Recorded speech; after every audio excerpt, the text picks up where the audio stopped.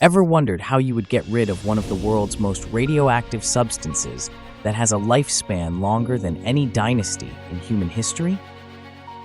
We are talking about nuclear waste. If throwing it into the deepest ocean, burying it under the thickest mountain, or storing it in the most guarded vault doesn't sound exciting enough, what about shooting it into space? Sounds like something straight out of a sci-fi movie, right? But hold on to your armrests, because we're about to go for an interstellar ride, which might prove to be bumpier than we bargained for. Firstly, what is nuclear waste? Well, it mostly consists of slightly contaminated equipment, tools, and materials, which is known as low-level waste, or LLW. This accounts for about 90% of the waste we produce from nuclear activities. Then there's weapons-grade uranium and plutonium that falls under the high-level waste, or HLW category, representing roughly 3% of the total. But this tiny handful is the trickiest, as it's so potently radioactive, it couldn't care less whether a fat-fingered Homer Simpson or a beady-eyed robot was handling it. The way we're currently dealing with this radioactive hulk, including the option of burying it underground, could be compared to a teen hiding his bad grades under the bed. Pretend it's not there. The problem? The nagging fact that it can remain hazardous for thousands of years, and no bedsheet is thick enough to bury that truth. Cue the space music. Rockets twirling up into the stars, disposing of all the nasties we humans can't handle. But halt your excited gasps, for our story takes a twist. The reality is, launching waste into space is as cheap as buying the moon.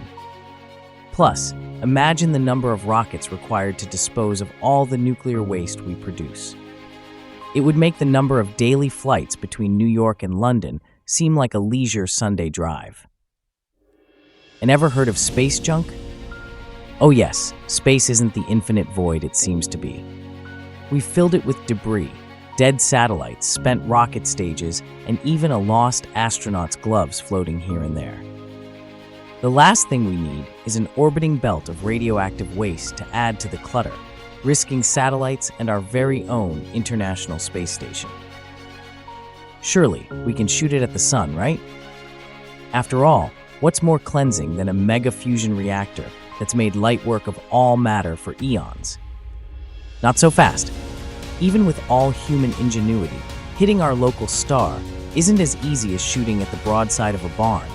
And if you miss, well, you've just got yourself an interplanetary toxic missile.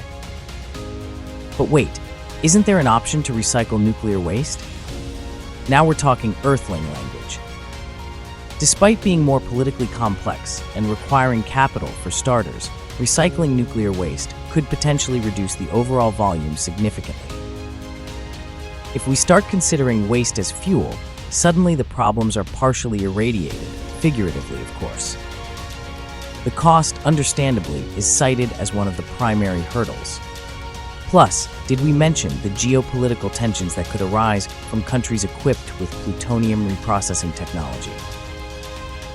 However, as in all things, the market demands supply.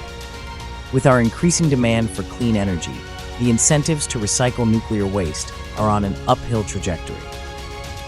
The more it gets practiced, the less it will cost. Let's wrap this space odyssey up, shall we? While shooting nuclear waste into space seemed like an exciting idea at first, the reality is far from it. It seems the answer to our radioactive riddle lies not among the stars, but close to home.